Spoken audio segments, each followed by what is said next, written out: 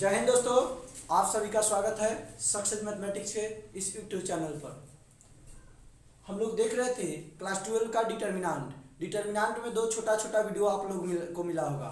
उसमें हम लोग क्या क्या देखे थे। सबसे पहले समझे थे कि रो किसको बोलते हैं, फिर उसको बात समझे थे कि कॉलम किसको कहते हैं, फिर उसके बाद बोले थे कि डिटर्मिनेंट किसको कहते थे। ये सब बातें हम लोग जान चुके हैं और उसमें देखे थे हम लोग सेकेंड ऑर्डर डिटर्मिनेंट क्या होता है और थर्ड ऑर्डर डिटर्मिनेंट क्या होता है। ये सब बात हम सब लोग समझ गए हैं। सेकंड ऑर्डर डिटर्मिनेंट को सॉल्यूशन करने में आपको कोई दिक्कत नहीं होगी, जबकि थर्ड ऑर्डर डिटर्मिनेंट को सॉल्यूशन करने में थोड़ा बहुत आप लोगों को दिक्कत हो रहेगी। तो जैसे कि ये क्वेश्चन हम ले रहे हैं, फिर उस थर्ड ऑर्डर डिटर्मिनेंट को आप लोग को सॉल्यूशन करना सिखाएंगे। देखिए जैसे 2 0 3 4 0 2 1 3 0। देखिए आप सबसे पहले बात को समझिए। डिटर्मिनेंट को सॉल्व करते समय जिधर ज़्यादा जीरो रहे उधर से आप लीजिए, उतना जल्दी आंसर आपका आएगा। देखिए हम फार्मूला क्या बताया, देहाती फार्मूला जू का तू चिन्ह बदल के जू का तू, तो उसी फार्मूला से चलेंगे। देखिए जू का तू चिन्ह बदल के, जू का तू चिन्ह बदल के, तो जीरो इसमें देखिए तो इस C1 हो गया आपका, इस C2 हो गया, ये आपका क्या हो गया C3 हो गया, ये क्या आपका क्या हो गया C3। तो देखिए तो कॉलम जो दूसरा है उसमें जीरो की संख्या क्या है, ज्यादा है, यानी 2 जीरो की संख्या है। जब ज्यादा जीरो की संख्या जिसमें रहे उधर से चलिए आप।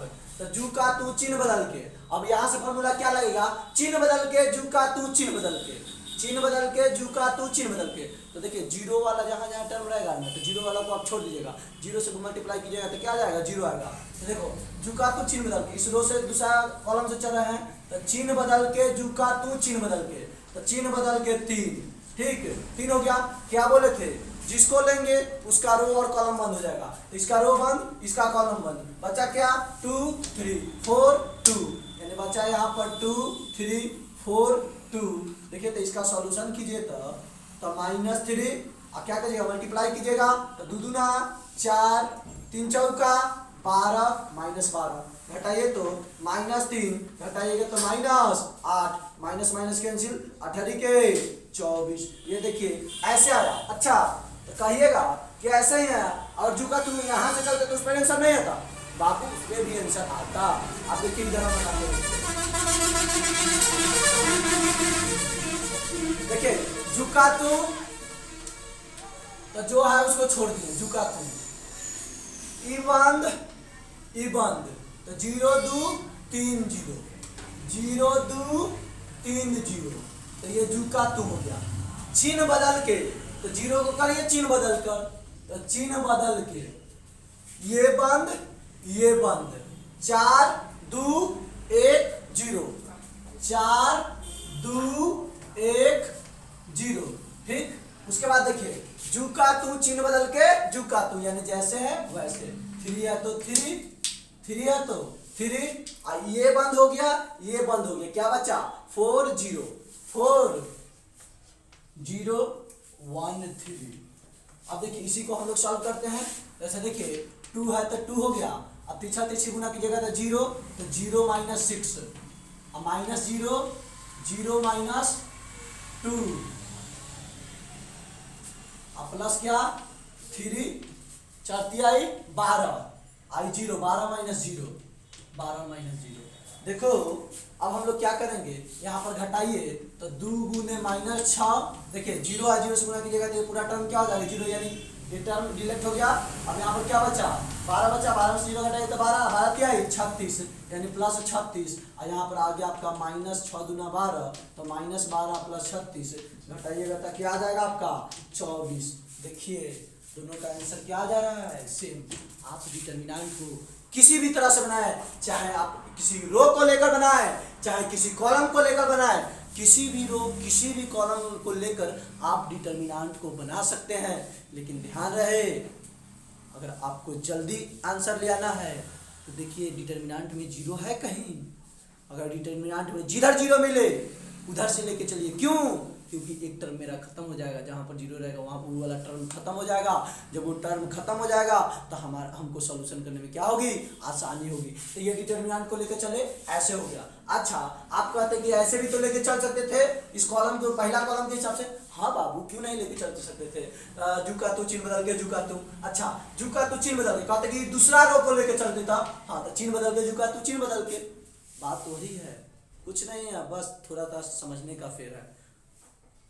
देखिए आगे आगे देखते हैं, दूसरा क्वेश्चन इसी पे करते हैं।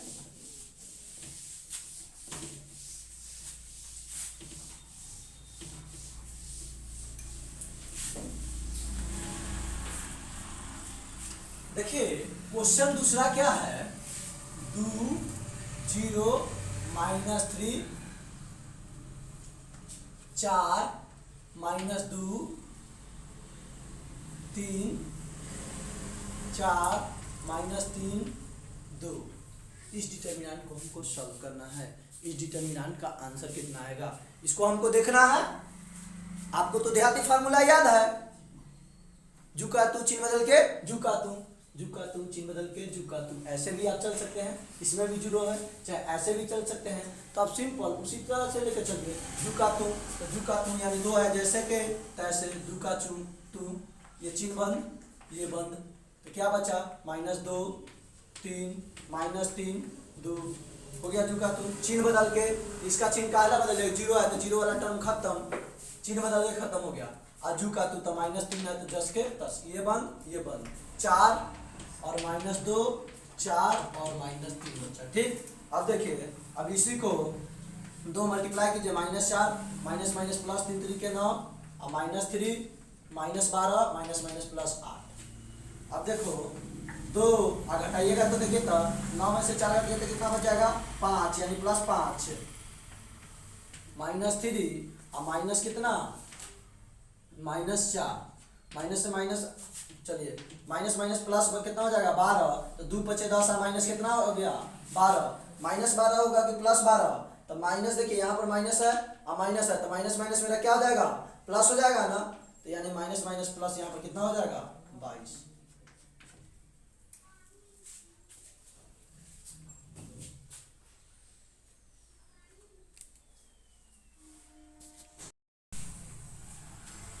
देखिए अब हम लोग देखते हैं, ये 3 क्वेश्चन हम बोर्ड पे लिखे हैं। देखिए बात क्या है, अगर किसी भी डिटर्मिनेंट के अंदर किसी भी रो या किसी भी कॉलम के अंदर 3 जीरो हो, तो देखिए लगातार 3 जीरो, यानी एक रो में है तो पहला रो में लगातार कितने जीरो हैं, तो 3 जीरो हैं।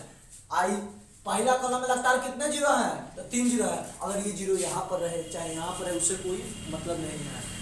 अगर किसी भी डिटर्मिनेंट के अंदर अगर लगातार किसी रो में 3 जीरो है या लगातार किसी कॉलम में 3 जीरो है, तो उस डिटर्मिनेंट का जो आंसर आएगा वो आपका जीरो आएगा। तो डायरेक्ट इस सबका आंसर लिखिएगा, क्या आंसर इसका क्या होगा जीरो।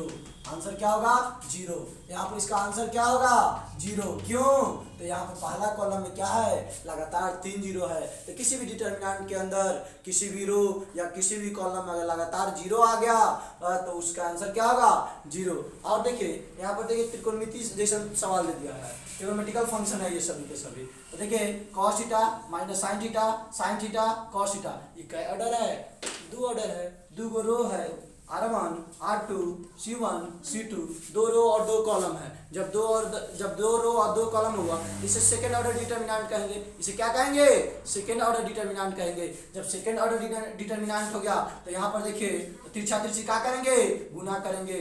तो देखिए तो cos theta into cos theta, तो जब आधार से पावर को क्या करते हैं जोड़ देते हैं, तो यानी cos theta into cos theta, तो cos स्क्वायर थीटा माइनस है तो इस माइनस को पहले कर दीजिए, माइनस इसका minus sine theta into sine theta, तो माइनस साइन स्क्वायर थीटा और माइनस फार्मूला का तो minus minus plus sine square theta. इसी को लिख सकते हैं साइन स्क्वायर, तो ये तो होता गया इतना ही पता आंसर हो जाएगा। इसको अगर सीधा करना तो sine square theta minus cos square theta कर सकते हैं। अगर यहाँ पर माइनस नहीं रहता तो इसका मान 1 होता, लेकिन यहाँ पर क्या आ गया है मेरा माइनस आ गया है, तो माइनस आ गया तो यहाँ पर 1 नहीं होगा। ठीक, अब आगे हम लोग डिटर्मिनेंट के अंदर कैसे कॉमन लिया जाता है इस बात को हम लोग समझते हैं।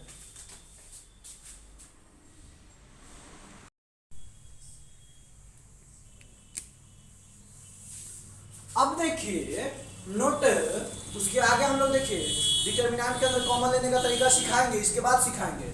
अभी यहाँ पर देखिए डिटर्मिनेंट के अंदर किसी भी रो को किसी भी रो से, डिटर्मिनेंट के अंदर किसी भी रो को किसी भी रो से या किसी भी कॉलम को किसी भी कॉलम से जोड़ा जा सकता है। ऐसा करने पर उत्तर में कोई परिवर्तन नहीं होता है। क्या बोले?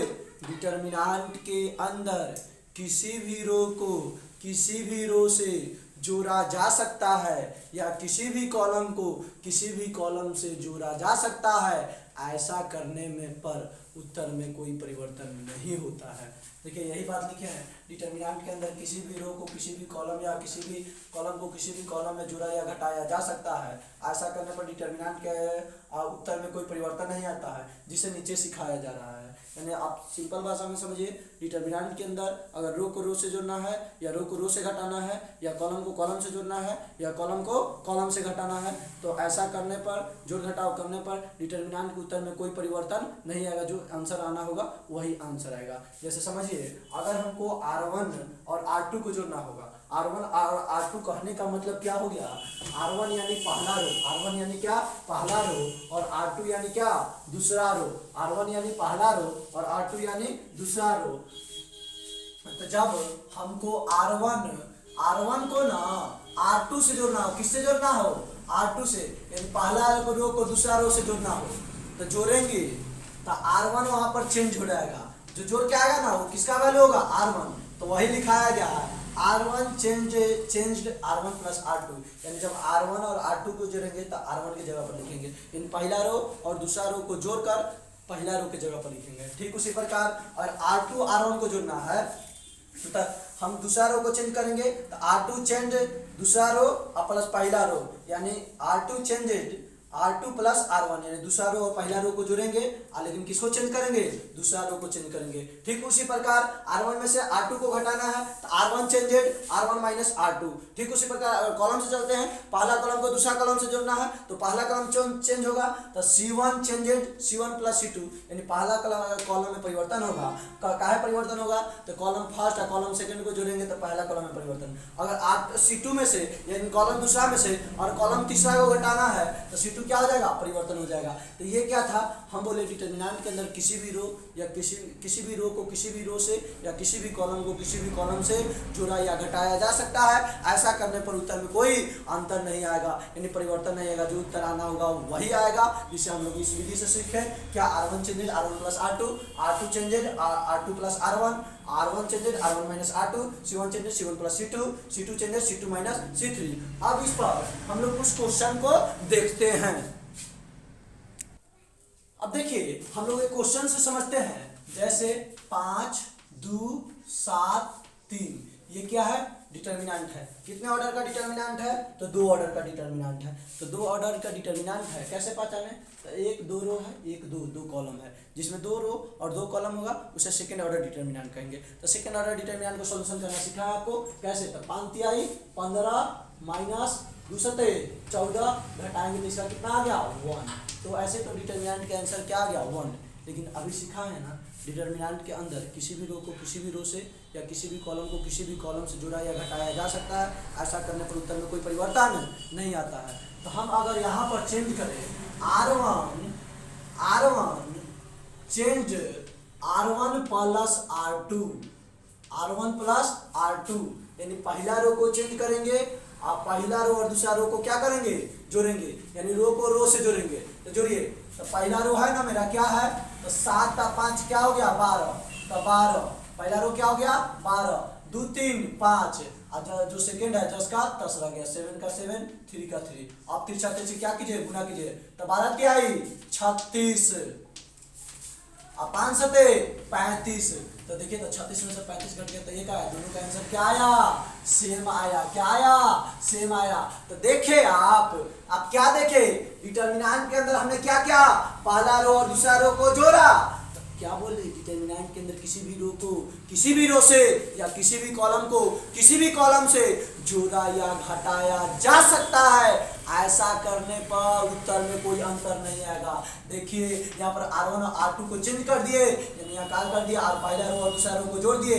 अच्छा ये बात है, तो तनी आप ई करके दिखाइए तो कॉलम को चेंज करके इसी का आंसर ले आइए। ठीक है, कॉलम चेंज करना है बाबू, चेंज करो। हमको मान लो चेंज करना है तो यही क्वेश्चन है ऊपरे वाला, C1 changed C1 plus C2, यानी पहला कॉलम को चेंज करना है। क्या करेंगे तो पहला कॉलम और दूसरा कॉलम को क्या करेंगे, जोड़ेंगे। तो कॉलम यही ना हो गया, तो देखो 5 और 2 7, तो 7 हो गया, 7 और 3 10, तो पहला कॉलम मेरा चेंज हो गया और सेकंड कॉलम 10 का 10 आ गया। चलो इसको मल्टीप्लाई करिए, तो 70 के 21, 2 से 10 में तो कितना 20, कितना आया 1 आया। बापू कुछ देख रहे हैं, देखिए ना कितनों कुछ करिए ना, आंसर में कोई परिवर्तन आ रहा है। कोनों के कोनों से घटा सकते हैं, कोनों के कोनों से जोड़ सकते हैं, यानी डिटरमिनेंट के अंदर कोई नियम नहीं है कि हाँ ऐसे ना करना उसे नहीं करना है। यहाँ पर जो हम समझाएं वो आपको समझ में आया? चलिए